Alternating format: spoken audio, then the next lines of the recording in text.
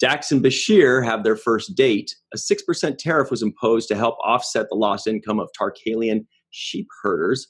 And Chief says Worf is riding the men a bit hard. Hey, everybody, and welcome to The Seventh Rule with Cirroc Lofton. Hello, hello. We are joined by two very special guests, Mr. David Mack and Mr. John Ordover. My name is Ryan T. Husk, and today we are reviewing Deep Space Nine, Season 4, Episode 7, Starship Down, directed by Alexander Singer, written by, what a coincidence, David Mack and John J. Ordover. How you guys doing? Pretty good. How you doing? Good so far. So far, it's like, we'll see what happens. I'm watching you. Wait a minute. I had this episode directed by Alexander Sadig, and I may be wrong. So Singer. All right. So there's my first mistake of the day. He's stuck in a turbo lift with Jadzia, so he's like, I wanna direct this one. Yeah. No, but it's Singer, yeah. I talked. We need 4 or 5 more takes on this one. I talked. Exactly. I talked to Sid about the episode, and he said, "What will always be one of my faves because I got to spend the day after day cuddling with Terry Farrell in a turbo lift." Yeah. And that is a very good way to spend a work day. Was it a turbo lift? That's just what I put, but I wasn't sure. Yeah, there was an elevator of some kind that was stuck. It was a Defiant turbo lift. Cool. There's 2, starboard and port. They're located just forward of the transporter room. Wow. You need to get to one in a hurry. Excellent knowledge. So, David and John, this is really cool. This is a real pleasure. We really appreciate you guys being flexible with your schedule. We had to kind of shuffle a couple things, and you guys were really great about it. You guys, you not only pitched this, I'm assuming, but you actually wrote the script, and that was something I wasn't aware that they would do. I mean, we wrote a script. We wrote a script, and then, of course, it goes through multiple revision after revision. Sure. I'm sure Renee Echevarria, I believe, took it through 5 drafts internally. Yeah, they took it through a bunch of drafts internally. But I got to tell you, it's been a very long time since I've watched the episode, probably 20 years, or at least, to be honest, watched it past the point where my name pops up on the screen. But, okay, well, that was fun. See, told you guys. We were kind of surprised, too. They liked our spec script. Yeah. Now, before we get too deep into this, because we want to know about that, but just so everybody at home knows, John and David are also credited with one other Deep Space Nine script that they wrote, and it's one that we've mentioned at least 20 times on this show, Cirroc. It's Only a Paper Moon. We actually have the story credit for Paper Moon. Ron Moore was the teleplay writer. Right. If you don't mind the segue, I have a very funny story about my conversation with Ron Moore about nailing down the story. Is that Absolutely. Are you rigidly locked in? Sure. Okay. Sure. Sitting in my office, I get a call from Ron, and we had pitched that story 3 years earlier. Wow. And it had gone through many permutations, and he called up, and he said, "Okay, we're buying the story." And I'm going, "Great." And I said, and we were completely new at that point, so I said, "As I understand it, you will now tell me the story. I will type it up, and then I will send it in to you, and you will send us money." And he said, "Yes, that's exactly how it works." So he's telling me the story, and it's a lot of the original elements, a lot of the whole idea of one set stayed in. And I'm typing it all up, and it's a great story for those who might not know. Nog has come back from having had his leg blown off, and they've replaced it, but he's having serious PTSD issues. So he goes into the holodeck. Mm-hmm. He goes into the holodeck and won't come out. And I'm getting through this whole thing, and then Ron said, and I'm writing it down, and it's very different from our original story, but nothing we would object to at all. And I'm typing it up, and we get to the end. He said, and Ron says, and that's the point where we find out why Nog won't come out of the holodeck. And I said, okay. why won't now come out of the holodeck? And he said, how the heck would I know, John? It's your story. I was like, okay. And then I pitched something really fast, and that's what they went with. So that's my fun story. But that's like, yeah. How would I? And then when I was doing the draft of the new story document, because I was the draftsman back then, John would be the editor, and I would do the draft work. I sort of drew on some of my experience. I had been badly injured in a car accident when I was 21. So I sort of had that notion of having your youthful illusion of immortality shattered. And so I tried to put some of that into the story. And surprisingly, more of our actual words that we put on paper showed up on screen in Paper Moon, for which we have only story credit, than show up in Starship Down, where we have the written by credit. And it's just one of those funny things about how TV works and how the revision process works. Yeah. But we were very happy with how everything turned out. Oh, very. Which is the only really important thing with the art thing. Basically, if you don't want a collaborative process, don't work in TV. Right. Yeah. That's just basically it. You can't take. If you're precious about your words, it's the wrong medium. Right. Yeah. Right. Exactly. And I would say to Dave, Dave, and I would say, Dave, did the check clear? And then everything's perfect. 25 years later, I have sort of come out on the other side of that. Now it's I understand it's a purely mercenary situation. Yeah. I take the money, I deliver the manuscript. What happens after that? Maybe I have some input, maybe I don't. I just think about what I buy with the check. Yeah. Yeah. So we have complete creative control of how we spend the money. Right. I have complete creative control over how often I pay my landlord. Apparently, I do it once per month. Yeah. Were you guys? I just got a residual check for $36. It was fabulous. Yeah, for $36. Wow. So all these years later, Free money, baby. Paying off. Speaking of paying rent, right? That should do it. That'll do it. What were you saying, Cirroc? Sorry. No, I was curious to know what the phone call was like. 3 years later that you got the call, or was this a constant process? It's only a Paper Moon that the call was 3 years later. There was no intervening communication about it. We pitched it in 95. They bought it in 98. But between when we pitched it and they said, we like that, but we're not sure what to do with it, we'll get back to you. Well, we heard nothing. And then suddenly 3 years later, we heard, we're buying it.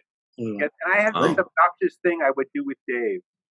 Whenever we sold something, I would call him up and I would say, Dave, I'm afraid I have some bad news. And he would say, oh, God, what the fuck happened now? Sorry, what the beep happened now? And I'd say, well, we just sold another story treatment.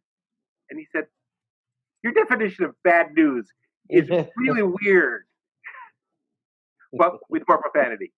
But yeah, it just comes out of the blue. It just came out. We just forgotten it and moved on with our lives.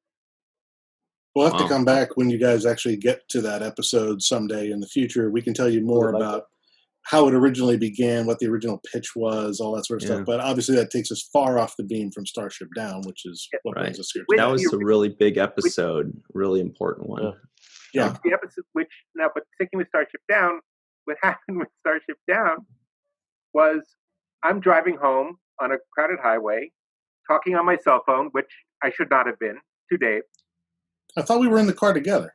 No, you were home. It was a phone thing. Yeah. Well, I remember being in the car. You don't have to remember shit. Sorry, we're old. We're old. We don't have to remember things. See, I'm pretty sure we were together in your car going somewhere on the BQE. Well, let's see if we agree. Okay, then I'm going to tell the next part, and we'll see if we agree on that. Probably not. Dave said to me, I really wish there was some way we could do Das Boot as a I said, I want to sink the Defiant.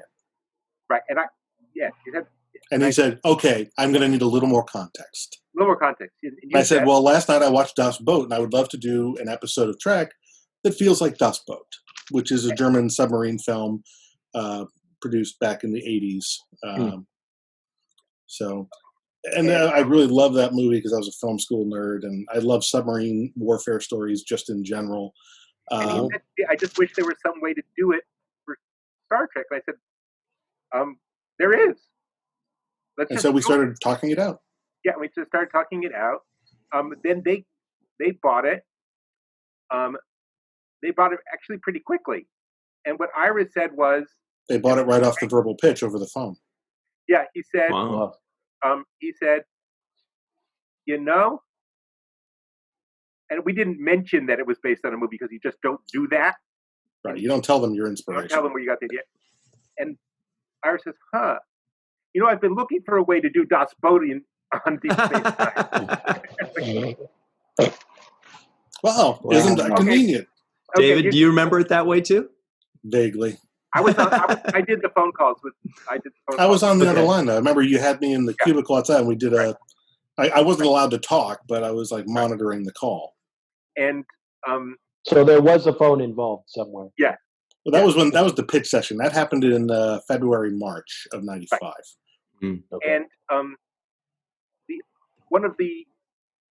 they later came back to us and said, "How would you feel about it being the atmosphere of a gas giant instead of water? Because it turns out water is too expensive." And Smart. We said, actually, that's a lot cooler.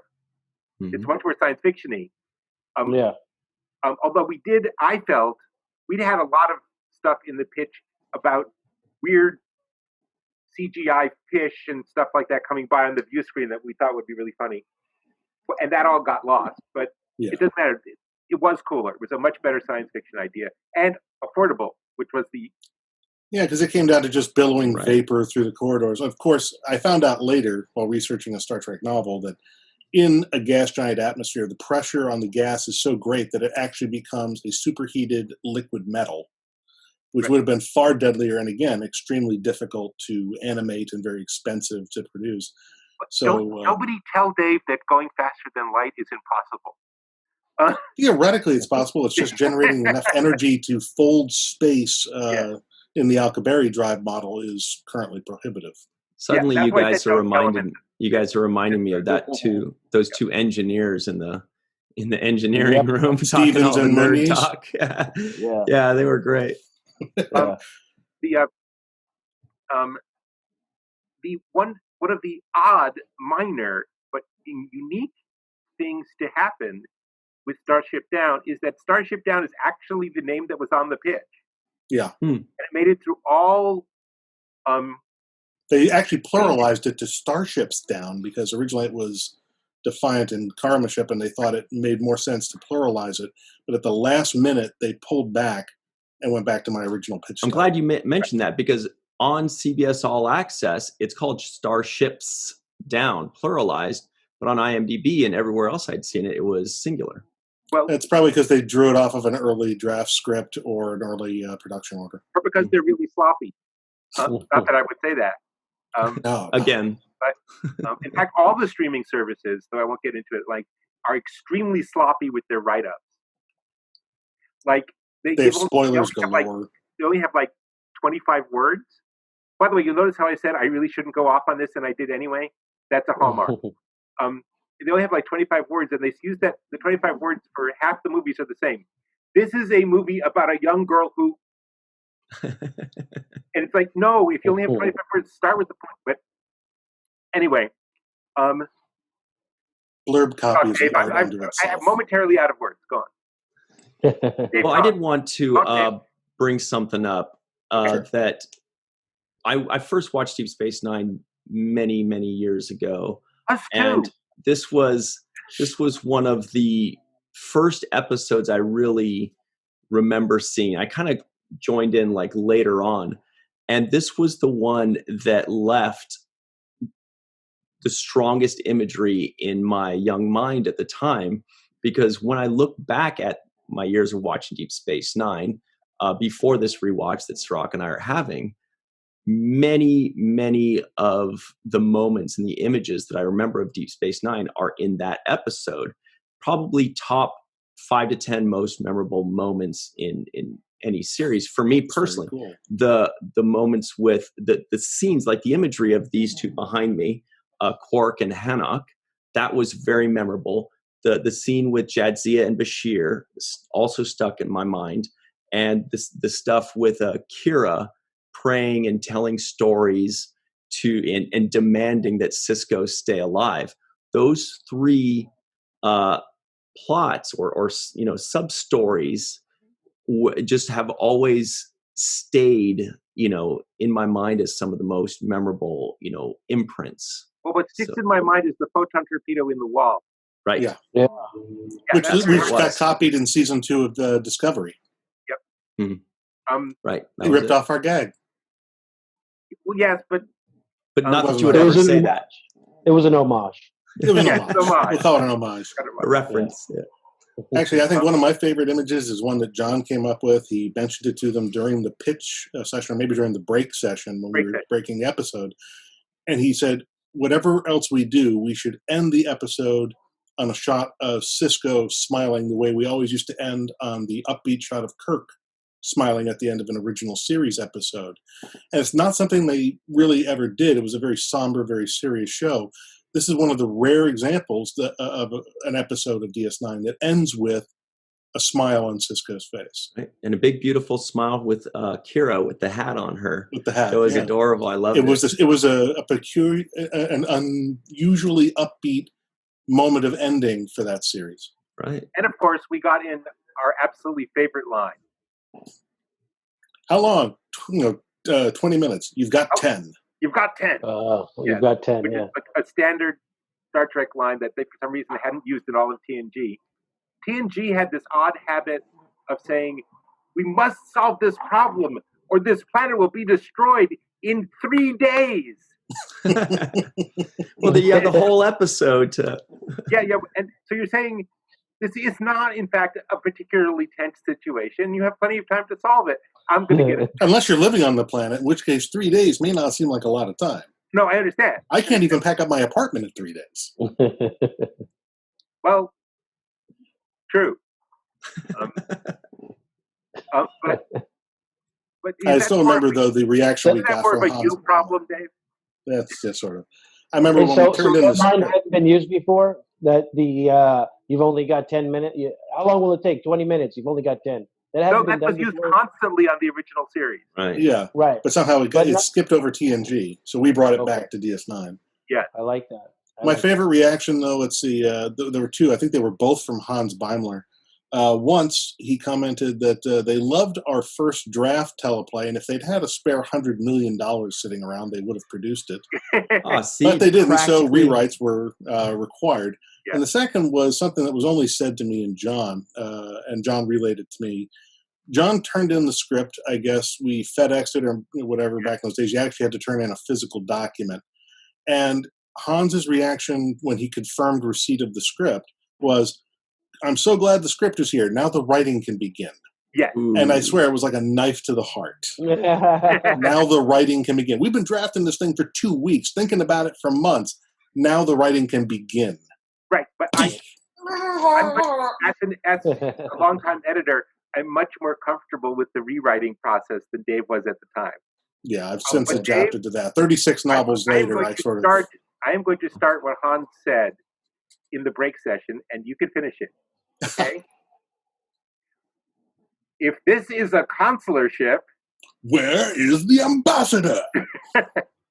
Hans basically set up the line. He was doing a back and forth with Ira, and one of us jumped in with that line, and Ira said, "Freaks! I'm surrounded by freaks." And Hans said, "It's your fault, Ira. You hired us all." Yeah. Was it Hans who threw a tribble at me? Possibly. I think it was either him or Robert Hewitt Wolf. Yeah. I remember when we showed up, we were waiting because Ira was late. Right. He came in on crutches, I think with his leg in a cast, and he was grumbling. I'm not going to say about who. I'm not going to drop this name, but there was somebody within the Trek family who he was grumbling quite angrily about. And I heard this as he was coming in past me, and he was wearing his Leon, the professional mirror sunglasses, his trademark sunglasses. Right. And I said, well, Ira, if you decide to kill him, I'll be happy to drive the Bronco for you. Hi, Dave Mack. Zip. Pleasure to meet you. Nice. Wow. So also, there was something, I mean, first of all, I found this to be much more of a bottle episode than I remembered it being when we watched it during because I remember it being like again, so memorable and epic, and there's so many great moments and all this stuff going on. But then when I watched it, I was like, wow, this is a really easy thing. That's probably what they loved about it on top of the story, was that they could you just get these tiny little sets, a little nook for Jadzia to snuggle in, and a little floor area for Sisko and Kira. Is beautiful. It's perfect. Halfway through the break session, Han said, "Hey, this is a bottle show." Yeah. Duh. A bottle show, and I said, "Yeah, we pitched it as a bottle show because we figure the cheaper we can make it, the more likely you are to buy it from us, because then you save money for your episodes that you do later. Spend it on a big special effects thing that you want to do." And that's how Paper Moon got sold as well. Originally, it got sold as a bottle pitch. I know we're jumping ahead to the wrong episode here. Originally, it was all supposed to happen in Quark's Bar. We pitched them essentially an episode of Cheers redesigned for Star Trek, a whole episode, all 43 minutes on one set, with everybody coming and going from one set. So you'd only have to light one set for the week. How much it costs just to light one set for a day. And we said, if we keep this to one set, we'll save them a hell of a lot of money. Light one set for the week. Let's keep the sets to an absolute minimum. No new sets, no new construction. Which we done in a story that didn't get produced that we sold to Voyager too. That one was just everything in sickbay. Just like episode of MASH. And if there was advice it would give to everyone who wants to pitch TV, not that we're the world's most successful TV pitchers, it's this. It's not a small movie. It is a filmed stage play. So if you don't have to build a set, they were much more likely to buy an outside pitch. Of course, that was back in the 90s. Really, TV doesn't work like that anymore. It's all closed rooms, shorter seasons, higher per episode budgets. And CGI they really don't let freelancers like us pitch anymore. Yeah. So we're going to take our break in just a minute here. I do want to talk about where it looks like they did put in a couple extra bucks. Was with 4 guest stars or guest actors, maybe 1 guest star and 3 guest actors, which was different than what we usually see in Deep Space Nine. We kind of got to see a few extra crewmen, which I thought was great. But we'll take a super quick break, and we'll be right back on The Seventh Rule. Hey, everybody, and welcome back to The Seventh Rule with Cirroc Lofton. As you know, we are joined by David Mack and John J. Ordover. Do you go by John J. or just John? I just go by John. Okay. I just go by John. Although in professional writing credits, he is John J. Right. To separate myself from no one else on the face of the planet named John Ordover. Yeah, right. So at the beginning of every second segment, we go over the trivioids that didn't make the cutting room floor, may or may not have, the 3 at the very beginning that I said. We go over the options that we had to choose from. There was a 6% tariff was imposed to help offset the lost income of Tarkalian sheep herders. Worf wants response times reduced by 15%. Today is Hamara, the anniversary of the emissary's arrival. That's a good point. That's a good thing right there. Quark and Hanok become besties in the Defiant Mess Hall. Jadzia and Bashir's first date is in a turbo lift. Jadzia takes a few lungfuls of fluorine, although Bashir called it fluorine. I don't remember. Fluorine is what it's called. Kira does her best Captain Jellico impression. I wanted to use that one. Damn it. Kira does her best Captain Jellico impression. Kira tells the story of the 3 brothers who go to Jakala. Chief says Worf is riding the men a bit hard. We handled that one just fine.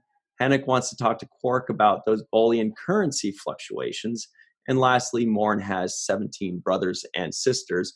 Everybody at home, please be sure you are subscribing and going over to our Patreon. That's patreon.com/the7th-rule. Please make sure you subscribe to this channel, like, comment, join in the fun, and in the comments, let us know very quickly what I meant by Kira is doing her best Jellico impression, because David's smiling, so I think he might know. Do you know what? No, go ahead. Go ahead. I actually don't know. I find the notion of her as Jellico funny. Well, it's because she suggested to Sisko that they the rotation to 4-shift. Got it. That they go to a 4-shift rotation, which is a very Jellico thing to say. Cirroc, if you ever see Chain of Command? Yeah, Chain of Command Parts 1 and 2, you'll see Edward Jellico, the greatest captain in the history of Star Trek. But he's actually greatly underrated. He wasn't a bad captain. He just got a bad rap because he was trying to follow Picard into running the Enterprise, and he just had a very different style. He's not, your buddy-friendly Picard. And Picard he got everything done when he first got there. In my headcanon, he wound up hooking up with Dr. Pulaski. In the books, actually, Jellico winds up the admiral in charge of Starfleet. He winds up the CNC. He works his way up the ladder. Wow, that's awesome. But I figured, why not put the two characters the fans hated most and have them have a romance? But in any case, I'm not touching that one because there are a couple others I could name. But yeah. Actually, speaking of characters who didn't make the cut, I've heard that from a lot of women. Speaking of characters who didn't make the cut, early in the development process, when we were doing the break session, the writers kept trying to get us to add in a character named Tyler, who was going to be this new command officer who they apparently had big plans for. And John and I were confused. We were saying, we've recently added Worf to the cast. Don't you think we really ought to spend more screen time with Worf? They said, no, we have big plans for Tyler. So we blocked out all these scenes with Tyler, and Tyler was in our first draft. By the time they finished 5 rewrites and got the thing in front of the camera, Tyler was gone. Tyler was excised, and they never mentioned Tyler on the show ever. I've got a guess about that, and I feel pretty confident with this one. I think that whatever they were planning to do with this Tyler character, whatever seed they were going to plant there, I think that they replaced it with Eddington's storyline. Now, Cirroc doesn't know because this is his first watch through, so this is very exciting. So every week I ask him about how he feels about Michael Eddington. Yeah, I had to watch it in order and sit down and actually take time to appreciate the show. And I suppose for you, it's kind of like watching home movies of when you were a kid. So it's like some part of it's got, oh God, did I look like that? It's kind of a little bit like that. You have to, that's pretty accurate. I'm also getting to see people in a different light, so I get to see them for their abilities, their acting abilities, and the characters that they played, as opposed to the people that they are. Mm-hmm. So it's pretty amazing. Cool. So one thing I did want to say really quickly, though, I want to shoot this one in there. I noticed a real balance about the characters. So it wasn't really just about Sisko and Kira having that relationship in which they discussed how uncomfortable Kira is around Sisko because she looks at him as a religious figure, which I don't think was discussed before this point. But I also feel a balance. I felt a balance with Bashir and Dex, as well as with Quark and this Hannock. Yeah.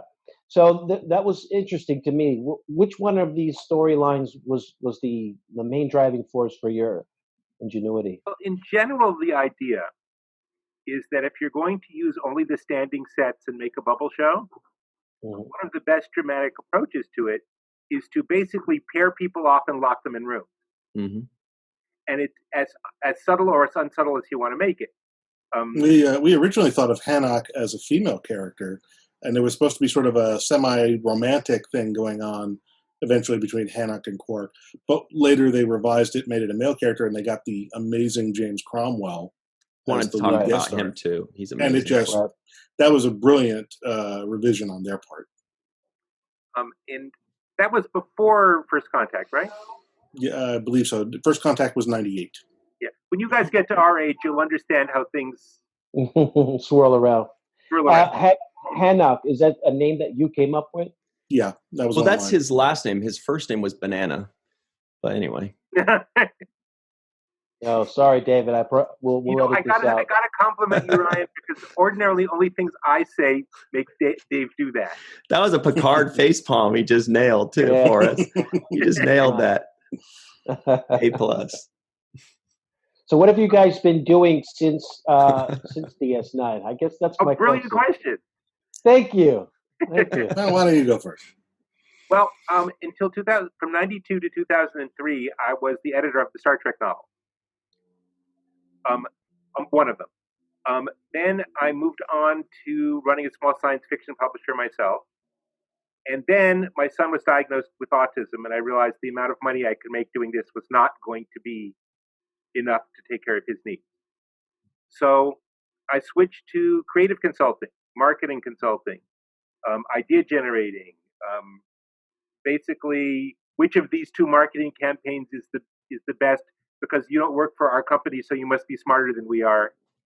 The whole thing, or come in and look at it. And I will start. I'll just jump to the ending. This is my killer thing that I was paid a ridiculous amount of money for. It was a couple of years ago. I was called in to see which of two marketing campaigns to launch a new sandwich, which is as much as I can mention, were better. And I looked at them and said, look, these will both work fine. You have a budget of what, $30 million for promotions? These are all worth fine, but there's nothing exciting or that will stand out on this. Or you can let me send out one tweet to one address from your company account today, and it will get you 10 times the publicity and will be free, except I get 3% of what you were going to spend on the original publicity thing. And they said, fine. I said, and look, you weren't going to launch this till the fall. I can do this now. And in the and if it doesn't work, you've lost nothing, and you can still do whatever it was in the fall. It worked. It worked so well that people were fighting over the product, and police had to be called. This and we all know what it was. Track it down, but please don't, or at least don't tell anyone. Right. And we won't say anything, but we kind of got an idea of what you're talking about. I think we've caught up. I wasn't able to pick it up. Okay, go ahead. Well, I'll tell you after we're done. When we're off the air. All right. Okay. But it's a sandwich. It's a sandwich. Say no more. Say no more. So it was for the benefit of the universe. It was a sandwich that has been of great benefit to the universe. What can I say? And benefit to you. I mean, yeah, that was and benefit to me. Apparently, yeah. And they did pay me, but they had to break it up into 6 different quarters because it was too large a payment for them to pay all in one quarter. Nice problem to have. Nice problem to have. Yeah. And another example of what I do is, and this one I can talk about because the guy said, I'm not going to put an NDA on you for this one because it's too stupid. I called a friend of mine who runs a company that develops VR headset games. Mm-hmm. And I said, I have had dozens of friends who would do nothing but complain about their commute, who are now complaining to me that they've realized their commute to and from work was the only private time they had, and they miss it. Mm. So I am pitching you the game Commute, in which you sit on your sofa, put on your virtual headset, get in a car,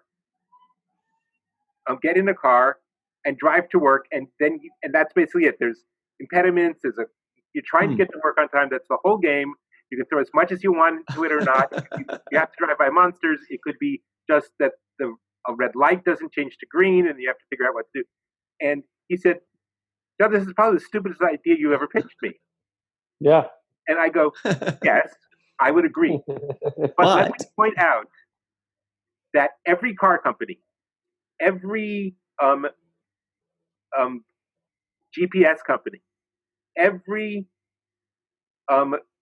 music providing company, Spotify or whatever, they are all going to want the option of using their car, their GPS, their music, et cetera, et cetera. Yeah. So you can cover all these production costs with licensing. You can cover all these for just product placement. You can cover all the production costs before you even tell your developers to start on it. Interesting. And he said, basically, John, I don't believe you can do this. You did this to me again. but this idea is incredibly stupid, but it is so stupid that some other company might make $1 billion on it, and I'll feel like an idiot. So I'm going to buy it. Totally. Now, I haven't seen it. It hasn't come out. I don't think it will, but I got a nice check. Yeah. There you go. And the other thing I've been doing, because I really love to talk about me, is I was segueing into doing comedy writing, stand-up comedy, and I had off-Broadway sketches produced, and was doing script doctoring on off-Broadway stuff, adding the humor bits that they couldn't get in, stuff of that nature. And then, of course, there was a pandemic. So I'm basically sitting at home, not doing any of that stuff. Okay. And all my creative consultant clients have the same question. How do I sell things to people who have no money? Yeah. And I say, you're going to have to move. I'm out. So, and We've got a couple ideas there. Yeah. But Dave, you have a couple pretty impressive credits that just popped up recently on IMDb as well, by the way. A few. Since John and I were doing the TV pitch thing back in the 90s, we pitched a couple hundred ideas over the course of 3 or 4 years. Around the year 2000, I started making a transition career-wise. Part of what motivated that was I had a near-death experience. I suffered a really bad stomach hemorrhage. John was there. He'll tell you I nearly died. Spent a week in the hospital.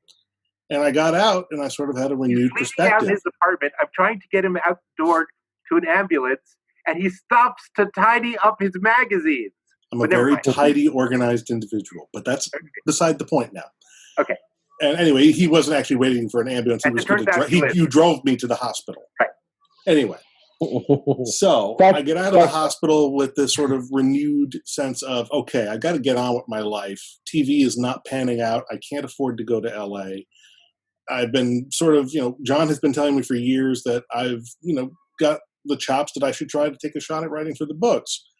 And then an opportunity came my way and got a foot in the door doing something called the Starfleet Survival Guide. That led to me pitching ebooks. That led to me pitching novels. And over the course of about 3 or 4 years, I made a career transition. Kicking and screaming into prose. Right. And at the same time I was doing that, I had changed from sort of an underpaid job at a food service news magazine. I got a job as the editor of sci-fi.com, the official website of the Sci-Fi Channel, starting in May of 2000. And I worked for the Sci-Fi Channel for 8 years. And part of what eventually led me to resign from Sci-Fi in 2008 was that my novel writing career sort of accelerated very quickly to the point where I'd written about 10 novels in 8 years. And I suddenly realized, if I had more time, I could put a little more energy into this. So I resigned in 2008 to become a full-time writer, and that's what I've been doing ever since. I've since written a total of about 36 novels. I'm working on number 37 right now. I've got an idea for number 38. I've written, I believe, a total of 28 Star Trek novels. I'm working on my 29th. Wow. In terms of just full-length novels, I am the third most prolific author of Star Trek novels in the history of the franchise. I am exceeded only by Michael Jan Friedman with 36 and Peter David with 45. We know Michael, right? Yeah. Yeah, he's a wonderful guy. Yeah. Anyway, but what happened in the last couple of years was we also co-wrote a comic book series. Yeah, John and I co-wrote a comic book series in 2001. That also helped sort of get the ball rolling. Made Dave come the closest to being in federal prison that he ever had. What happened was the other David Mack had been working, I believe, at the same time for... Actually, you know what it was? It was we sold something, I think, to Jordan Gorfinkel at DC. It was the Batman Chronicles script he bought. Right. And they were also hiring the other David Mack to do art at that time. Somebody in their accounting department accidentally put, I believe, my Social Security number on his 1099. Nobody caught it, and I got sued by the IRS for not reporting the artist David Mack's income. Which I really would have liked to have had because he made a lot more than I did. Fortunately, DC took responsibility. They fixed the whole thing, sorted everything with the IRS, so there was no trouble. But ever since then, the other David Mack and I created a gentleman's agreement. If I do anything related to a comic book property, I add my middle name, which is Alan. If he goes near my area of expertise, which is science fiction or television, or feature film, he'll add a middle initial W because I have the David Mack credit locked down with the Writers Guild. Okay. So basically, and then the most recent shift in my career status was starting from a couple of years ago. I was hired as a consultant for Star Trek Prodigy, which is the kids show being developed by the Hageman brothers for Nickelodeon. That's hopefully going to premiere either late next year or in 2022. Mm-hmm. And I was a consultant on season 1. Exceptionally childish. But go on. And I was a consultant on season 1 of Star Trek Lower Decks. Right. So that's sort of been a lot of fun. I'm working on a new Star Trek novel right now. I also had an original series of novels come out from Tor Books over the last few years, the Dark Art series. So I'm trying to get some stuff out there. I'm trying to get some TV properties optioned. I'm always looking for more opportunities to work in TV. If anybody hearing this has any writing opportunities for Dave that will pay him a lot of money, he's on Facebook. Yeah, you can find me on Twitter. But I'm hoping that some of my connections at Star Trek may yet pay off. I'm hoping there may be some sort of a staff position. Maybe I can go from consultant to story editor somewhere in the next couple of years. Well, Lower Decks and Prodigy, I mean, that's the future of Star Trek right there. I think Prodigy is definitely going to be the future. Mm-hmm. I think Prodigy is going to actually be the show that creates a new generation of Star Trek fans. I think that 50 years from now, when my generation is long gone from this earth, there will be 50-year-old Star Trek fans because of Prodigy. I think Prodigy is going to be the one that gets the credit for why this franchise is going to outlive us all.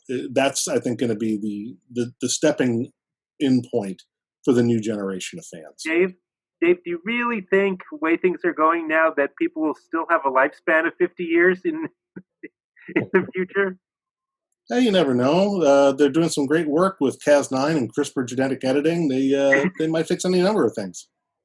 They might make it so we don't need to eat anymore. Or they might change our taste buds so that we actually think jellyfish tastes good, since that'll be the only thing left in the ocean. So maybe they'll help us get over our aversion to eating bugs. Say more about Prodigy. I wasn't aware of Prodigy. Guys. It's an animated children's show, and it's going to be on Nickelodeon. It's the only one so far that I'm aware of that's not going to be on CBS All Access. This is the one that Janeway is going to return to be the captain. But I believe it's a show about a few kids who find an old Star Trek ship or something of that nature. No. I can't actually say anything because of the numerous NDAs. Right. And at this point, I'm pretty sure CBS has a permanent sniper somewhere right over there. It doesn't involve a sandwich. Is there a sandwich involved? Because that's my... What I can tell you is that you are correct in that Janeway is an element of the series. She is a character. There is a bunch of alien kids. There is an old starship, but the sounds like she's an admiral then. The circumstances over how all these elements come together and what it means and what it eventually adds up to, that I can't tell you. I can tell you you're a little off the mark, but I think it's going to prove to be. It's got great heart. I think it's the most Star Trek-y of all of the new Star Trek series I've seen. Nice. Since the team at Secret Hideout took over. It has a remarkable sense of just heart and intelligence. And although it is being called a kid show, I think it'd be more appropriate to call it a family-friendly series. It's something that I think adults who are Star Trek fans will be able to watch with their kids and not feel like their intelligence is being insulted while they're watching it. They're not dumbing it down. Even though it's technically being marketed at the 8 to 13 range, we were talking about things like, well, is this an actually good representation of astrophysical science? Is this actually how a Type 1A supernova would play out? Yada, yada, yada. Like, we were talking about some pretty heady stuff. We were still trying to get the science right. With Dave, you can trust that he will not do anything to offend an audience. He much prefers to go to each person individually and offend them directly. Yeah. That's fair. Interesting. Any event, working for Prodigy, working with the Hageman brothers has been a great privilege and a lot of fun. And I am very much looking forward to seeing it. I mean, based on the lookbook and the early concept art and some of the animatics I've seen, I think it's going to be one of the most visually arresting Star Trek series you've ever seen. I think it's going to be the best looking Star Trek show that's come out in the history of the franchise. It's Hey, going to did be you put the other David Mack Social Security number on the on your tax form from Lower Deck? So we've only got a few minutes left here. Let's close the book on Starship down, because this is actually a really good episode, and one that Cirroc, what do you think about it, by the way, overall? I like this episode. Like I said, there were pairings there that I thought were interesting. I like the fact that Worf stood up and took the control of things, and also the kind of abrasive attitude that he had that his buddy O'Brien felt like needed to be corrected. I really like the interchange between Quark and Hanek. I thought that Banana Hanek. Yeah, I thought it was great just to watch them argue their own principles instead of ideals. This is what I'm about, and this is what I'm about. And So they good. had major conflict, but then at the end, I liked the resolution and the way that they saw each other, for who they were. So I thought that was really good. Beautiful. By the way, James Cromwell on there. James is actually a friend of mine. We meet in the animal rights circles. We're both big, hardcore animal rights hippies, and he's been amazing for the cause. Great guy. And I just love seeing him in all the various roles. And he's been in a bunch of Star Trek roles, not just this one. It was cool seeing him playing Hanek. It was really good. He's just a great actor. I have one more trivia bit about this episode, about the actual content of the episode. I believe it was the first time it is explicitly stated on screen in a Star Trek episode that there are enlisted personnel in Starfleet. It's always been implied, at least since Next Generation, when we have Chief O'Brien. It's implied he's some sort of chief petty officer, although that's never said. Mm-hmm. We don't know if chief is merely an honorary term because he's a transporter chief or whatever. But this is the first time in Star Trek on screen that the words, "these are enlisted men," is used. And it's the first time you get a sense of a broader organization of Starfleet, that there is this upper echelon of officers who we tend to follow. But in any real naval organization, the ratio of officers to enlisted men is about 10 to 1. You get, for every officer, you have 10 enlisted men. And maybe, that includes NCOs, non-commissioned officers, petty officers, chiefs, and warrant officers. So it's interesting that this is the first time in Star Trek that's ever actually said on screen. Right. That's a great point. I kept thinking, like, when they were talking to them, I kept thinking they were going like, they're just software guys. Leave them alone. They're just software. Cut them some slack, and then they'd start talking like the nerd talk. What about if we do the deflector array? High five, and they get all. I'm like, they are so cute, man. What do you think about the extra actors of the day, Cirroc? Every time I see an extra actor, I just think, "Oh, you're about to die. You're about to die." So Munez made it 2 seasons. Yeah, Munez, man, poor Munez. He didn't make it. Yeah, he died in the Dominion War, season 6. But Stevens, he lived, made it out of the series, and we actually in the books folded him into the Star Trek Starfleet Corps of Engineers series. He became a series regular in the books, in the SE series that John helped develop. Stevens did, huh? I didn't know that. That's Fabian Stevens. We named him Fabian. I also really like the lady. What was her name in On the Bridge? She also survived. The helm. The one was at the helm. Oh yeah. She was great. She reminded me of Stottie from Voyager. Remember the character's name. I'll look right now. Her name was Sarita Carson. Well, they didn't mention it. That's why. They didn't say her name. It was Ensign Carson. I had to look it up. Right. Yeah. So we have a couple minutes left. Another thing you could do in a bubble show. Right. You can afford to pay some more actors. You can get some more cool special effects out. There was a lot of good special effects outside that was affordable because it was a bubble show. Mm-hmm. So with a couple minutes left, what we like to do at the end of every episode is Cirroc, this is his first viewing. So he looks at these through the eyes of a babe. It's like he just soaks it up like a like a brilliant sponge, and he guesses, what did the people give it on IMDb? Jake Sisko guesses the IMDb score. Yes, definitely a good episode. So many good moments in there. I really like the dialogue in this. I'm going to have to say this was about an 8.5. I had a feeling you'd guess that because this is, in my opinion, a much better episode than what was given on IMDb. I think maybe people don't like the bottle episodes. It was given a 7.8. Personally, from a writing point of view, and I'm not just saying that because these guys are listening in, I'll say it tomorrow too. I honestly think this episode from a writing point of view is a 9. It's a very, I mean, there were 5 storylines. And this is something we've never seen. There was the one main storyline of them going through the gas giant, and that the overarching storyline. And then you had these 4, other stories, like Hannick and Quark. You had Jadzia and Bashir. You had Kira and Sisko. And then in engineering. We pulled it had a on photon torpedo stuck on a wall. What more do people want these days? I loved it. Yeah. You got a ticking bomb. I mean, literally, as John likes to point out, if there's no sense of urgency, then what is driving your scene? I mean, you have conflict. There's also got to be time. Beautiful.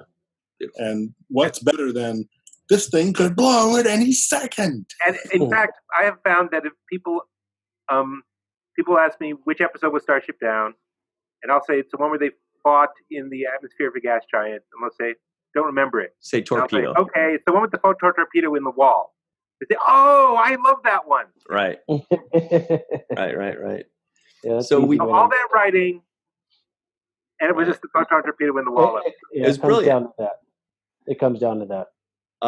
We do want to give a very special thanks to Carmen Shamwell, PJ Thomas, TJ Jackson Bay, Bill Victor, you know where I'm going with this, Cirroc. Arukin, who's waiting, by the way. He's in the waiting room. Yvette Blackman, Dennis Koch, Homer Frizzell, Eve England, Dr. Anne-Marie Siegel, Dr. Susan V. Gruner, Titus Muller, Tim Baum, Rex A. Wood, Robert Weisberg. Thank you all very much to them. We also want to give a huge special thanks to Mr. David Mack and John J. Ordover. Thank you all very much, everybody at home.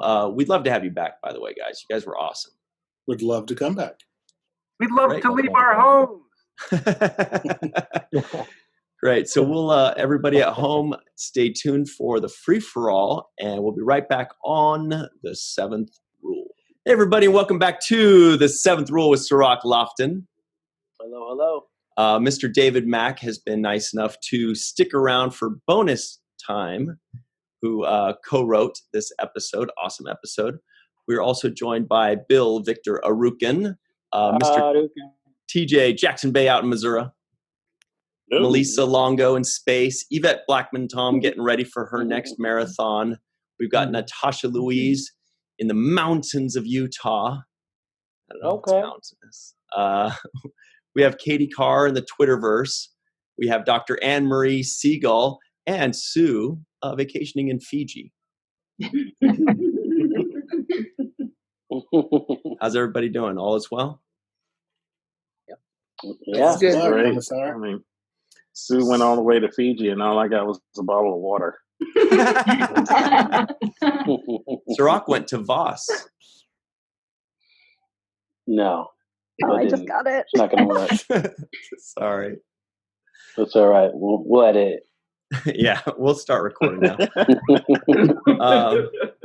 Before we get into any dumb questions that I may or may not have, do you guys want to talk about this episode? Do you have any questions at all about it? It's a really awesome episode. One of my favorites when I first watched it. My question is, why did they dress him like he's wearing drapes? Who's that? Hannick? James Bond. It looks like he's wearing drapes. Why? I mean, the face was amazing, but his clothes. Well, Cirroc is our wardrobe expert generally. So, did you notice? Bus seat covers. and casino carpets. But the drapes, yes, there was a little bit of drape action. I did notice that. Drape action. But I thought the actor was pretty good. I thought he was a good challenge for Quark. You know. Yeah, well, if we're going to talk about clothes, what about Quark's pajamas? They were kind of funky. Those are the ugliest pajamas I've ever seen in my life. Wow. Yeah, Quark dresses to me like the ringleader at the circus. You know, the master of ceremony. Well, he kind of is. Yeah. Complete opposite for what he wears in the bar from what he wears. He's usually pretty snazzy. He is. Yeah, usually. And somehow he knows how to defuse bombs.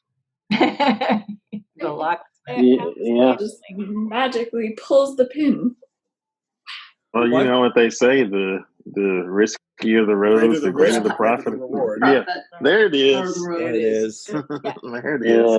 So it didn't surprise me that he knew how to do that. I mean, he is a foreign. And he's winning Davo. He knows how to do a lot of stuff. So I remember when this episode first aired, and I enjoyed it so much because, you know, we're starting to get a taste of the Dominion. And so we meet these Karma people that we've never seen before, and we get to fight with the Jem'Hadar for a little bit. So, and from the first time it aired, I thought it was super interesting, and to be able to see some Dominion action going on, because, you know, at that time it was still like this big mysterious thing, like, what is this Dominion? They've blown up a Galaxy class starship, and now we're doing the Federation thing and trying to do some trading, but it's all backdoor. This is exciting. So yeah. And who's Quark in charge of the trading for the Federation? And didn't check in what he was up to. Yeah, that was hilarious. That the way that he was skimming them, making up stuff and blaming it on the Federation. Because he knows any better. The justification for using Quark was plausible deniability. If Quark is the one doing the negotiating, they can claim that, you know, Karma can say, well, we weren't negotiating with the Federation. We were talking to an independent agent. Exactly. It was all about political deniability. Okay. Mm-hmm. And Quark was a great salesman. He could sell any deal. Yeah, and he's also an expert at knowing when the other guy's trying to screw you on the contract. Yeah. Hey, David, do you have a favorite Deep Space Nine character to write for? Was there one that you just always were really excited to write for, or did you just figure they were all the same, all great, all fun? I loved everything about the series when it was first on the air and back when I was pitching it. In the years after the show has left the air and since I began writing novels, I've developed an affinity for writing stories about Julian Bashir. Oh, wow! It's hard to say why, but I found something very relatable about Bashir. I've written several novels that have Bashir as the main focus character. Especially, let's see, my book's A Ceremony of Losses. I did a couple of Section 31 novels called Disavowed and Control, all of which feature Bashir very prominently. Also another Section 31 related novel called Zero Sum Game, in which he sort of gets a chance to really become the spy, the Starfleet intelligence operative that he's always wanted to be, and then he finds out it's really a bloody, ugly business that morally compromises him and forces him to reassess who he is and what he wants to be. And I also put him back together with Serena Douglas in the books. So I had a lot of fun writing Bashir. I found him very relatable, especially as the books developed a post-finale storyline beyond the end of the show, and characters began to move on.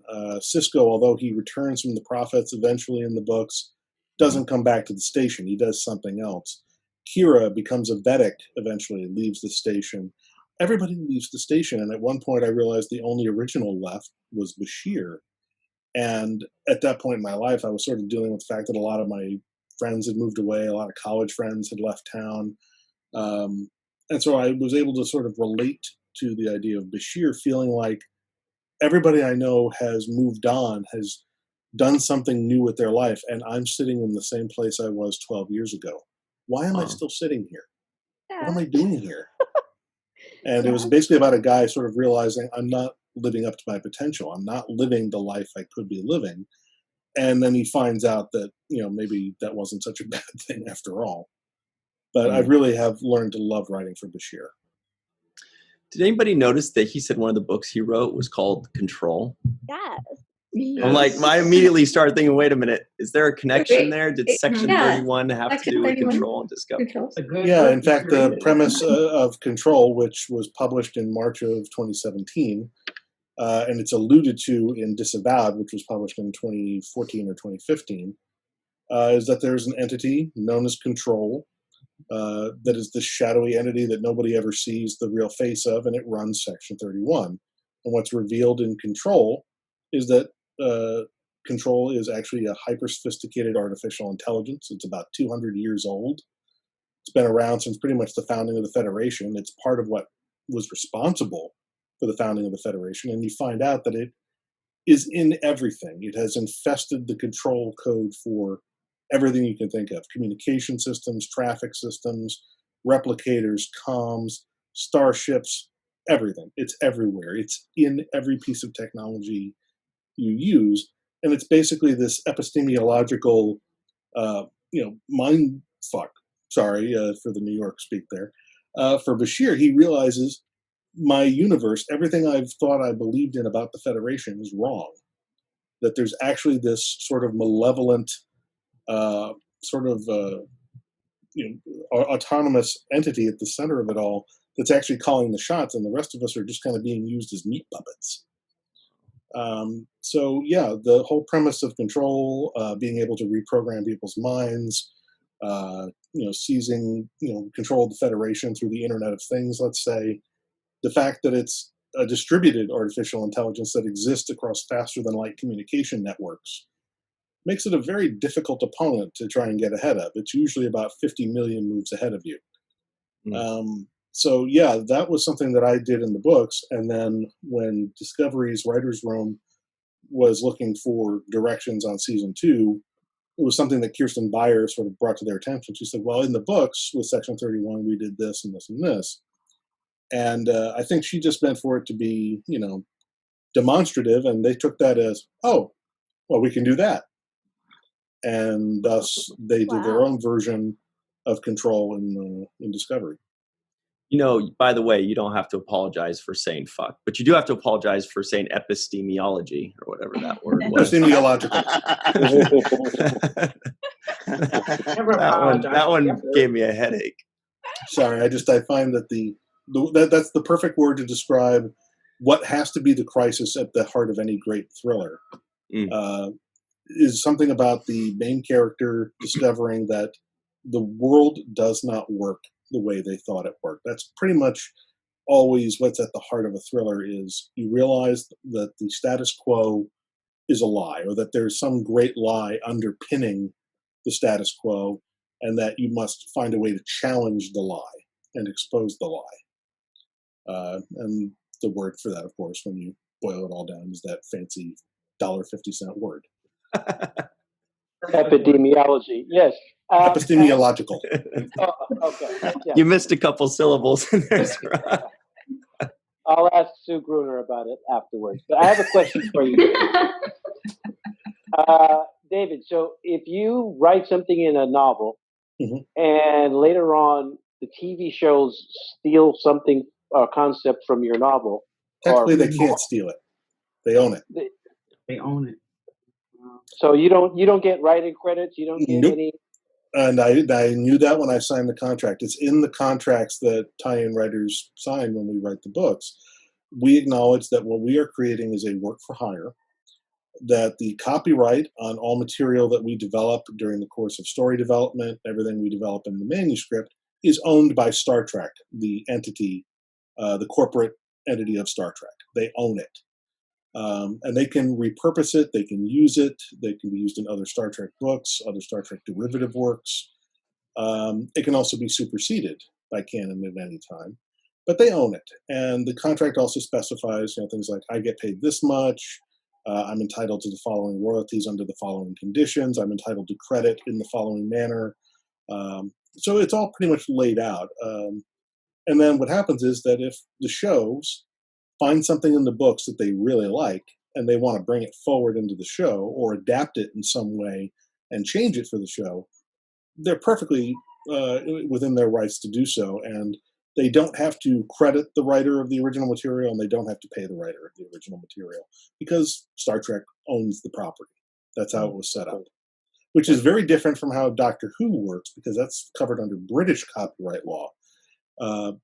Writers of Doctor Who, both episodes and in many cases the novels, at least before like the last 10 years, retained many of the rights to the things they created that were original to their stories, and were entitled to credit or compensation if another writer or if the show wanted to repurpose those elements. There's a reason why the Terry Nation estate gets paid every time they use the Daleks. But that's because that's British law. British law is very different from American copyright law. Okay. Do any of you have any questions before I change the subject a little bit? Well, I wanted to compliment David on the episode. I love that there was like 4 different stories that I was tracking through. Yes. We had On the Bridge, Sisko, and Kira, and she was like going through like we never do anything outside of work type of scenario. Yeah. And in engineering, you had Worf and working with the engineers, and he was trying to figure out how to work with the engineers. And then we know Dax and Julian. I thought, oh, is this the relationship that's going to happen?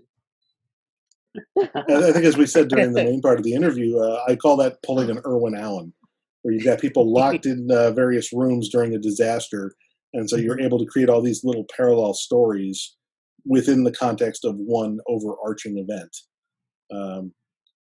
As opposed to the Ocean's 11 version of the Irwin Allen, which is we fake a disaster. And also, then lastly, I just love the Ferengi one with Quark and Honik. I thought like it was 2 greedy people fighting over something. Like, oh my God, who's gonna win? And I love the whole bit. My favorite bit in that whole exchange is when they're arguing over the torpedo, and the concept of ethics in business. And I believe it's Quark who points out to Hanak, after Hanak admits that his people sell these munitions to the Jem'Hadar, and Quark points out, wasn't this thing supposed to go off on impact? Yes. Yeah, and Hanak looks at it and he goes, maybe I should offer them a refund. That was awesome. great. Yeah. That was my favorite line, yeah. They just both break up over it. Because really, when you're in that kind of life or death stress, you tend to go to hysterics. You break up because it's so terrifying. All you can do is just laugh. So, Natasha, you said that's your favorite too? Yeah, it was so fun because they are so terribly greedy and kind of maniacal in the way that they do business, but they just sort of have a fun laugh about the fact that they're about to die, but they're just like, hey, the wrong one. Let's throw our hands up and say, hey, it's 2020. Let's have some fun. By the way, hello to Homer Frizzell, Commander Homer Frizzell. What's up? Hello. Sorry I'm late. Also a New Yorker. We're talking with David Mack, who co-wrote this episode. Hey, David. As well good to see you. About, I think, 940 books, Star Trek books. He's got a lot of books out there for sure. I hope you guys have Trek books. books. I don't know how many. Yeah. I'm working on number 29 right now. Wow. Okay. Wow. Man. And is it Picard, Discovery? Like, what's the book you're working on now? Could you talk about the series? Nope. I have to wait for the publisher. Oh, that's great. Ooh, a can't say book. Those are the most exciting ones. I love them. Can't even say series. Can't even say. I can't tell you the working title. I can't tell you what it's part of. Yeah, he can't tell us what the new Star Trek Prodigy is all about, though. In detail. I can give you vague ideas, but I have to keep a lot of those. I have to keep a lot of that in my head too. So is it for those Captain of you, Janeway or Admiral Janeway? Can't say.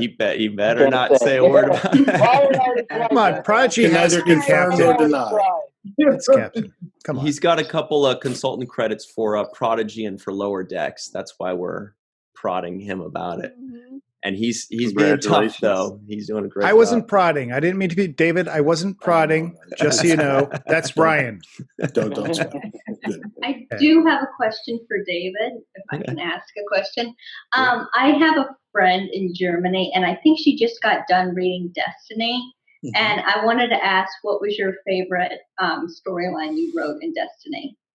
It's got to be, for me, the Erica Hernandez storyline in book 2 during her period of prolonged captivity with the Kaliar. What I love about that storyline is you have these 4 women who are the only survivors of the Columbia. You have Captain Hernandez, you have Victoria Fletcher, who's her XO, you've got, what's her name? Basically, you got the communications officer, and then you've got the medical officer, Metzger. And they basically all react in their own different ways over the periods of decades of basically being held prisoner in this city that's basically flying through deep space for decades and decades. And I think it's Cedra Valerian is the communications officer. And I believe she commits, she drowns herself or something. I think Metzger throws herself off a tower. Fletcher develops cancer, chooses to forgo treatment. And in the end, it's interesting in that, you've got this whole thing where the thing that screws up Cedra Valerian is, I guess, she's afflicted with something and they try to save her by doing a merger with the Kaliar, and it just basically kills her. And this is something that, Hernandez feels guilty about for decades, but it's also the same process that later on she undergoes when she's near death. And it turns out the reason it didn't work for Valerian is Valerian fought it. Valerian didn't want it, so it basically malfunctioned. And so in that moment, Hernandez has to undergo a moment of surrender. She has to surrender herself to the process. In a way, it's like giving up a bit of autonomy, giving up a bit of free will. And her whole storyline for Hernandez, especially in book 2, is about transformation. It's about apotheosis. And the whole book is about the way that we all become our own prisons. We all imprison ourselves spiritually, mentally, emotionally. And for her, that becomes true both in her physical circumstance, but also her psychological circumstance. But in the course of the book, she is changed. She becomes something more than human.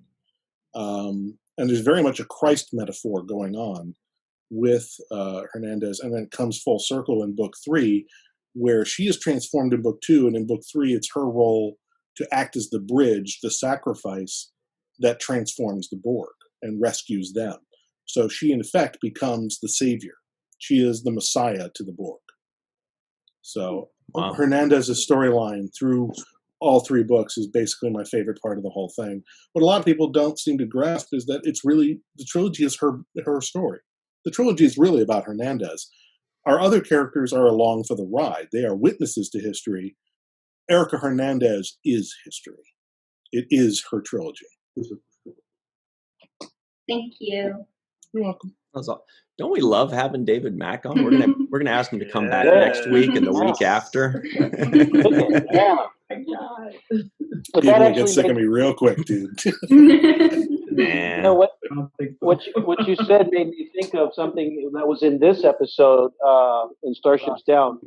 It was the moment when Kira runs out of options. She feels like she can't say anything else to Sisko. She's like, and then she finally says, "I just got to pray. That's the only thing I know what to do."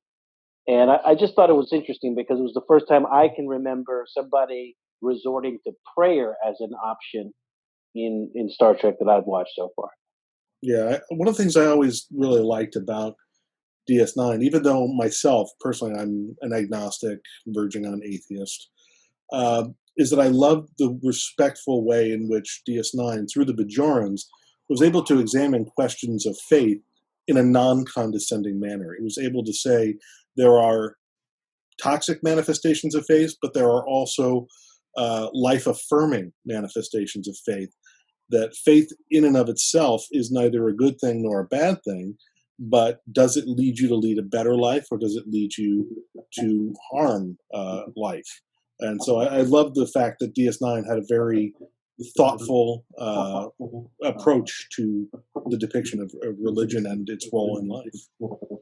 On Hamara, no less. I'm hearing an echo. Yeah, me too. Yeah. But yeah, Hamara was whatever it was. They said it was the anniversary of the day that the emissary came, and poor Sisko's like, I don't know. Yeah, there's a festival, and there's lights, and there's going to be a feast. And we fast first. Yeah, that's a big old thing. The Bajoran version of Lent. Yeah. Exactly. I actually thought for a minute there that when she was praying that Sisko was going to see the prophets at some point, and I thought they were going to interrupt. I don't know if anybody else felt that way. Actually, it was the first time where I started thinking, wait a minute, because I'm always of the opinion that they're wormhole aliens and it's all kind of nonsense. But then today, I totally had the same feeling where I was like, you know what happens in the episode, but wait, is he actually the emissary? Maybe they are right to do this festival. Like, he kind of is. Yeah. Wow. Yeah, I really like just that whole scene where Kira's talking to him about the 4 shifts or whatever. And then she's like, what do we usually talk about? And he says, we talk about work. I think, again, to recap something that we covered in the main interview, is that what I love about the ending of the episode is the rather sort of uplifting tone of it, the brightness of it after such a dark episode, where you've got Kira with her baseball cap that he tosses to her. Loved it. She smiles at him, and then he sort of just kicks back, and he's got his baseball and a big smile on his face. And not many DS9 episodes end on that kind of a happy note. And I've always loved that about this episode. I'm glad that they let us put that in and that they kept it. It was good levity. I feel like that was the first big happy smile we get out of Kira. Mm. Yeah. She does it a little bit more later on in the seasons, but I feel like that's the first big one that we get. And it was just, I actually rewound it to watch it again, where she puts the hat on and she has a big smile. It's like, what a great moment. Back in around 2000. Really liked where Kira, he asks her to tell the story. Oh, yeah. Again. He says, tell me a story. Right. Yeah. Just tell me a story. Don't talk about work. How does the story end? What happened with the story? I really love brothers. that. Oh, he goes home to his family, and he goes, "That's good." I really love the fact that he was actually really listening, and she was like, "What are you talking about?" And then she was like, "Oh, yeah, the story I was telling you. I forgot about that. I was telling you a story." In 2006, I wrote a novel called Warpath, where I actually did a callback scene to that moment in Starship Down, where the roles are reversed. It's Kira has been mortally wounded, and she's basically clinging to life in the DS9 infirmary. And Sisko, who is not currently serving on the station, but by that point in the narrative has returned from his time with the Prophets, as the emissary, kind of comes in with like the whole Jedi robes sort of a thing, like the Desert Prophet, comes into the infirmary, and he sits down and he basically is telling our story.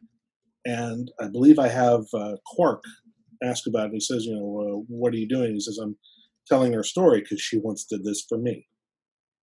Wow, really? Wow. That's so cool. That's cool. Wow. It's very circle.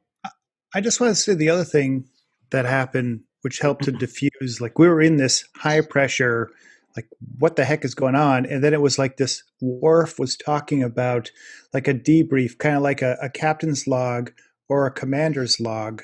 Right. And then we segued into the rest of it. And I don't know as I've seen that before, certainly not on Deep Space Nine, but we had that. So it's like, and then we got like that was going on as Dax and Bashir, like the door was being opened to let them out of that section that they were in.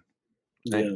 It was also an interesting method to have Worf doing the log as well, rather than normally would be the captain. Yeah. But that's because he was the one that opened the episode doing his log. I thought that was really cool. Yeah. It was the Defiant log.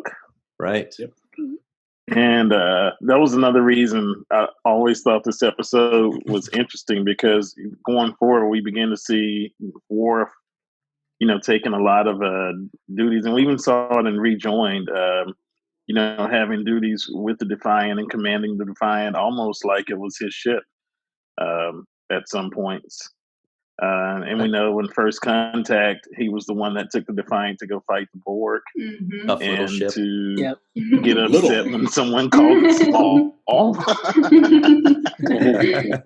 I believe it was Riker who made that mistake. I always thought that was an interesting dynamic in DS9 as well. Yeah, I think one of the first things they established in season 4 is that Worf is living on the Defiant. He doesn't live on the station. He's taking a stateroom on the ship. Yeah, I just saw that episode recently when he moved. He was tired of the noise. Is that season 4 or does that happen later? It's early. I think it's early. I think it happens a little bit later. It hasn't happened yet. Because I think later he does move on to the station, but at first he finds the station inhospitable. Yeah, I think he prefers the uncomfortable beds that are on the Defiant to the comfiness of Deep Space Nine. It might have been Bar Association. When it happens. Yeah. Might have been, because I saw that one recent. Might have been that one. I could be wrong though, but I'll have to look it up. But I don't know. That. I think it's coming. Speaking of which, and by speaking of which, I mean this is something that just popped in my head. Melissa, you just finished watching Enterprise for the first time. Yeah. Right? You just finished like a day or two ago, right?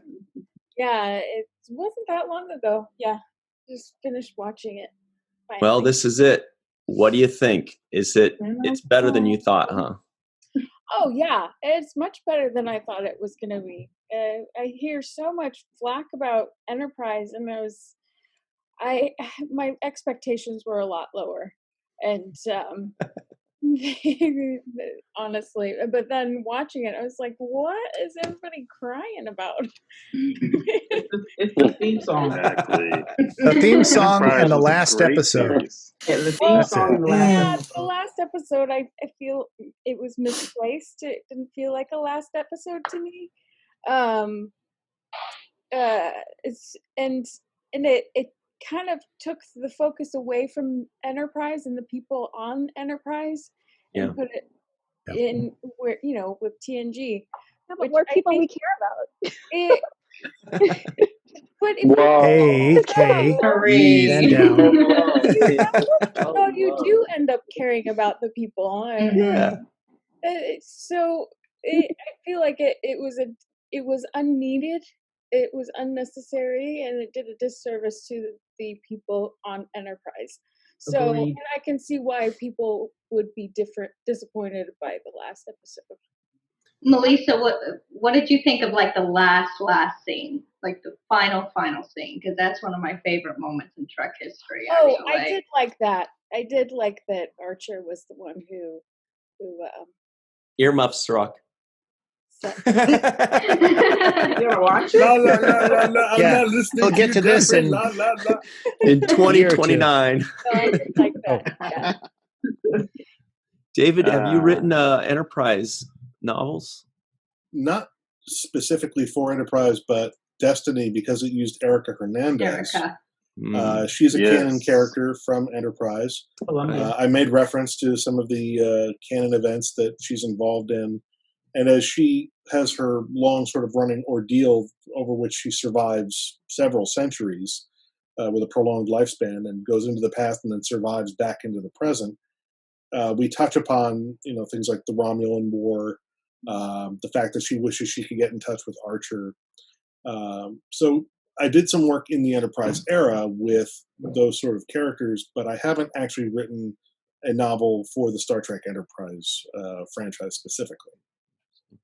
Now, we only have a couple minutes left because I know Cirroc has a big date with Lambda Quadrant's HoloCon pretty soon, very soon. But very quickly, Mr. Bill Victor Arukin, can you tell us about the movie you just shot for 12 days that I think you just got back today, right? You just finished yesterday? Last night. Wow. So my film is called film's called Alien Danger with Raven Van Slender, and it's a sci-fi family film. And I got Ryan and Cirroc to actually be in the film, so that was kind of cool. That's cool. Yeah. What did we play? Did we play an interesting alien, or you guys played yourselves as a seventh rule? Oh yeah, awesome. That's amazing. Yeah, it's pretty fun. That was a great you guys time. went over the top. You guys did a fantastic job. Yeah. A lot of fun. Thank you for having us too, Bill. Yeah, thanks for Sets were great. Amazing sets. Really a lot of fun. Oh, the locations, I should say. Yeah. I've never been to that. Was it California Abnormal of Arts? That was really cool. That's great. Yeah, it looked like a really nice place from the pictures that I saw. Yeah. And you got your seventh rule shirt on, Bill. I want to highlight that for a second. Yeah. I like that color combo, the gray. Thank you. Looks amazing. And Sue Gruner has a shirt on that. Yes. It's pretty cool. From the shops at Risa. Oh, right? let's see it. From Virtual TrekCon 2. Oh, nice. Nice. Solid. That is awesome. Frequency. Who's this? Who dis? Oh, who dis? And Homer's got a nice Be Kind shirt. Always great.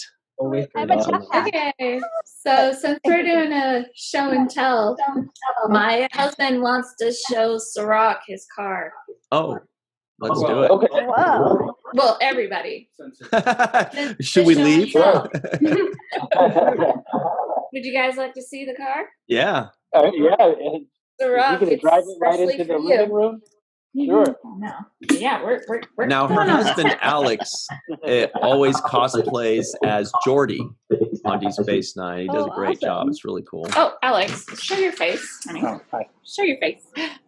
Hi, Alex. Hey, Alex. Hey, what's up, Alex? Just wanted to, since this was a defined episode. Look at that beast. Oh my gosh. Sweet. Nice. Wait. Oh, hang on. Let me Our spotlight beautiful this. girl. We bring her to Vegas every year. Nice. Oh, Wait, fine. Okay, show I it see a now. little bit longer. I just spotlighted it. Show the front. Wait. Oh, sure. Hang on, babe. Yeah, you gotta do it. Sorry. He's the tech babble. He's an Oh engineer. my goodness. Look at this. Oh god. Nice. That's cool. First little define on the dashboard there. Nice. Oh my gosh. That is awesome. That's sweet. That's awesome. I think the bar has been raised very high. The Bar Association has been raised. Yeah. Yeah. Gosh sakes. That makes my T-shirt look really simple now. Yeah. Come on, guys. Melissa won't let me paint the wall. We live in the mountains. Woo, it's freezing. That's awesome. That's really sweet. That's a Great great job. car. All right. Before we go, anybody have any final thoughts or any final words to throw David's way? Ryan, I did cheat and look up the episode when Worf moves. It is Oh, Bar good. What is it? Association, Season 4, Episode 16. And is it Bar Association? Okay, so shortly. Yeah. Coming up.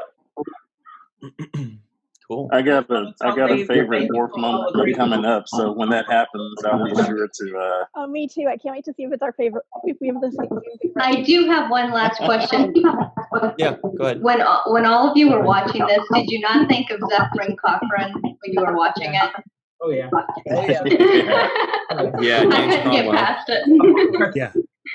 He also plays like one of the big fish head aliens in Next Generation, and he played another one with like a mustache. Yeah. In He's Next Generation as played well. several, yeah. Somebody's echo. And I heard that actually he and Armin Shimmerman are really good friends in real life, which is when the second they put the cameras on them, they really sparkled. And oh, that's cute. So like Memory Alpha, They were everybody so- says it really shows through. Yeah. They were so great. That was such a nice scene with those guys there and the torpedo that was lodged in the hull. So many. Yeah. It's crazy because to think that if Quark makes the wrong decision at that one moment, the whole ship blows up and everybody dies. Show's over. Yeah, it's the Michael Eddington show. He's a gambler. Then the show is about Michael Eddington and Odo. It already is for you. You don't stop Exactly. Marley. Now that would have been a bold storytelling choice. Yeah. It would have certainly been. Mm-hmm. Well, guys, I guess we better run. We do want to thank everybody for joining us at home. We want to thank Mr. Bill Victor Arukin. Where can we find Alien Danger? Should we just look it up on social media? It's on social media on Facebook under Alien Danger with Raven Van Slender. Got it. Lots of cool stuff. I got one thing. All right. Chat pack. In the comments below, put your favorite David Mack novel. Ooh. Yeah. Got a shirt. Chat pack shirt. Hashtag. Oh, wait. Show us the shirt, Anne-Marie. Oh, this is my chat pack shirt. It's not like focusing well, but That's J.R. Poole that designed that for us. Mhm. Shout out to J.R. Poole, who was nice enough to send us something again because the post office sent it back for some reason. Anyway, so he's sending it again for you, Cirroc. He's a very, very devoted sender. Thanks, J.R. Poole. Thanks, JR. And thank you, TJ. Thank you, Melissa, Yvette, Natasha, welcome. Katie, Anne-Marie, Sue, Homer. And a very special thanks to David Mack and David Mack's kitty. Yeah. Thank you. Thank you. Thank you so much, really guys. appreciate it. Had a lot of fun hanging out and chatting with you guys. Awesome. Thanks. We got to do it. It's only a paper moon coming up. I'm looking forward to it. Sooner than that. That's like a year and a half from now. Sooner than that.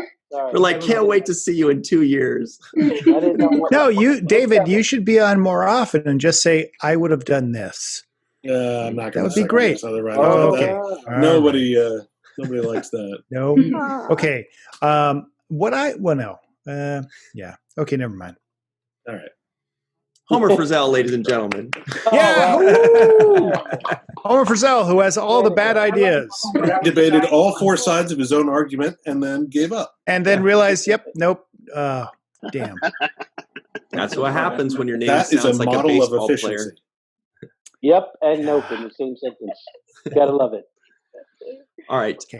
Thank you all very much at home. We'll see you next time. And always remember the 7th rule. Hit that like button. Yeah. Oh, wait. Who was it that said the coolest quote of the week in the chat pack? She said, oh God, I can't remember. She said, victory is like. I think that's Medallion. Medallion, yeah. Yes. Victory is like. Smash the like button. Smash the like button. That's brilliant. Love it. Okay, now remember the 7th rule. Smash it like a Jim Hadar.